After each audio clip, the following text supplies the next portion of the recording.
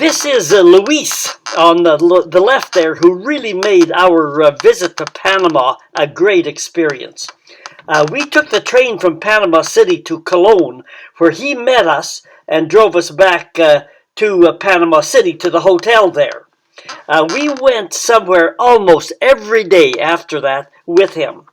I'm wearing my new Panama hat. And we were visiting an indigenous community of people called the Embera. And I'll tell you about our experience with them in another travelogue. The Embera gave my wife those flowers to wear. It was okay for her, but it wouldn't be something that you'd catch me wearing. Okay, which one of you camera guys put those flowers in my hat? That's not even me in this picture. Okay, let's get rid of this picture and get on with the travelogue. You can see the canal from different perspectives. Both a road and railroad run alongside the canal, so we were there long enough to travel the 80-kilometer canal route by boat, bus, car, and train. These modern buses are just top-class rigs. Some city transit buses are revamped school buses, and drivers have the liberty to individualize them and paint them up. And of course, there are the double-decker tourist buses that people love to ride. Like I said, we took the train to the other end of the canal where Luis picked us up. The railway was a different perspective and a very pleasant ride. The rail line was built before the canal and was one of the arguments favoring the present location of the canal along the old railway. Let me just show you where we're at. We took the train from Panama City on the Pacific side and rode it across to the Atlantic side. And the big city up there is Cologne, C-O-L-O-N, underlined in red here. And Luis picked us up at Cologne, and we then drove down the coast to Fuerte San Lorenzo, which is an old Spanish fort, and we drove then up the coast the other way to a place called Portobello. And Portobello in Spanish means beautiful port. Porta is port and bello is beautiful. And it was a main center at one time. And then from there, Luis then drove us by car back down to the other end of the canal where we started from, the Pacific side, where Panama City is located. And he dropped us off that day at the hotel. And I'll show you pictures of our trip back to the hotel. Fuerte San Lorenzo and both Portobello, both on each side of Cologne, about 30 kilometers, are historic Spanish areas. These are some of the original old Spanish cannons.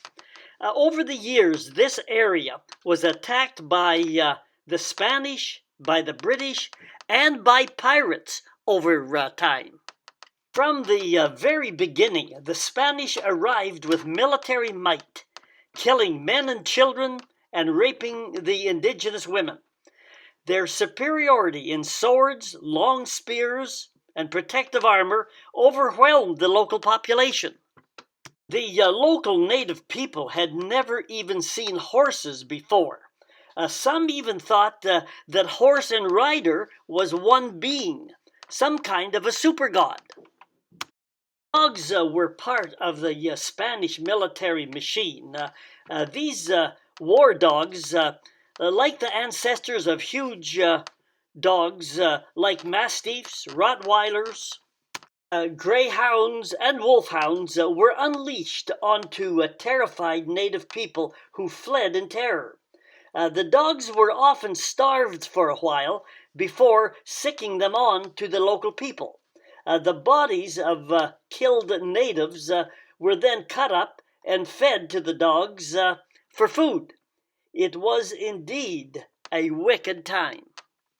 Refurbished buildings like this church dated back to Spanish colonial times. The October festival of the Black Christ is celebrated with music, dancing, and drinking. It is an important event for local people of African descent. It is actually a protest against the old Spanish colonialism that brought poverty, social disintegration, disease, slavery, and racism. Robes for the statue of the Black Christ are changed about twice a year, and the robes are donated from all across the country.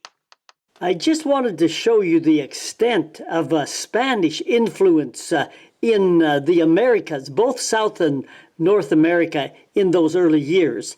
They were completely in charge of things in terms of empire building in all of South America, with the exception of one area, which is Brazil today, which was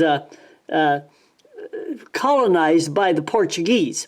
But the Spanish were everywhere else. Look in Central America here, all a Spanish empire. And up into North America, what is Mexico today, and into the southern part, the southern third or half of the United States, from above Florida all the way across to San Francisco, all extensive Spanish empire.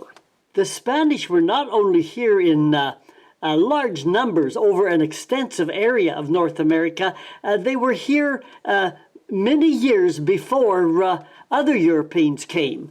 Look at the bottom of the page. Panama City was settled in 1520. Columbus came in 1492. That's roughly 30 years after the Spanish were already here. And let's go up to the top here. The French came 44 years after the Spanish. That's about 20 to 30 years to a generation. That's almost 2 generations of people. And then look at when the British came to Cape Cod on the Mayflower. It was 100 years after the Spanish were here. Again, that is generations of development by large numbers of Spanish people over a very broad area. So the point is that the Spanish really had a leading running start on the colonization of the Americas. The Balboa coin on the left is the official currency of Panama. But U.S. money also is accepted as legal tender everywhere. Balboa was the first European to reach the Pacific Ocean. Later, he was falsely accused of treachery and treason by a jealous fellow commander and executed. However, today, his name is very popular everywhere. It's on coins, street signs, and buildings, and numerous products like beer. So, why don't you sip on your Balboa, and I'll tell you something else about the canal. After going to the effort and expense of building the canal, why would the U.S. turn the canal over to Panama? It created considerable debate in the U.S. One thought is that it was the lesser of 2 evils. It was the best choice at the time. There was considerable increasing unrest in Panama by the Panamanians over the control of the canal by the U.S. And if they had kept control of the canal, it would have been done by force.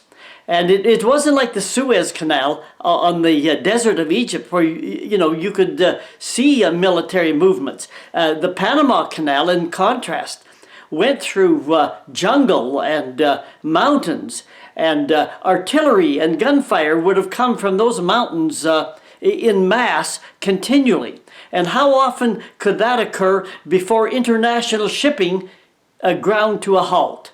So with that potential on the horizon, it appears that the U.S. made the decision to turn the canal over to the Panamanians and still keep a hand in it with the help in maintenance and surveillance of the canal. Like I said earlier, Luis picked us up and drove us back to our hotel back in Panama City. Here are some street and highway scenes as we drove along. It was a 2-lane highway and a very enjoyable ride.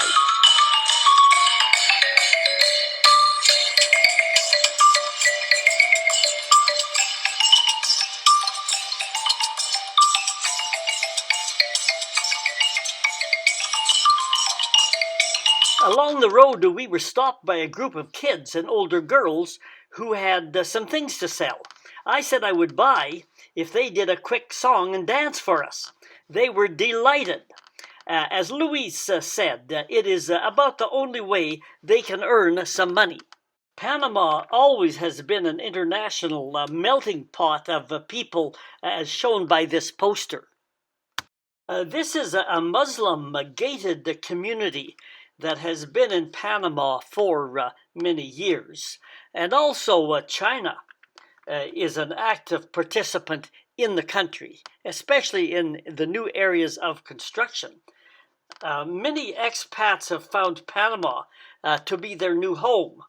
Expat is the name given to people who live outside their native country. And there are clusters of expats from Canada, the U.S., Europe, and elsewhere. And they seem to settle in general in pleasant coastal tourist areas for their new home away from home. These recognizable 3-story rectangular buildings were built by the U.S. when it was in charge of the canal. Today, many have been converted to Panama government buildings. Luis dropped us off at our hotel. It was a regular high-end hotel, clean and spacious rooms, and our room contained a safe where we could keep valuables like our passports, air tickets, Canadian money of no value here, and a few other odds and ends. We always went down and ate in the dining room, and it was spacious and clean, and the buffet food arrangement, it was very good. It was just like what you would find pretty much at home.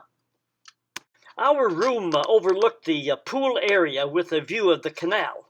In another travelogue, I showed you how we watched ships going up and down the canal from our balcony. But the pool was a very nice area, and to dip into it once in a while, and Luis coming by every day to drive us around, it just all made for a perfect vacation in Panama. And the night view and the sitting out by the pool in the warm, moist weather was the way to close out another day. Too bad it couldn't last forever. We felt at ease in the country. There were a few police around, both male and female. Panama is one of the few countries in the world that does not have a military. No need, they say. Panama has no real enemies or threats on the world stage. It has U.S. support.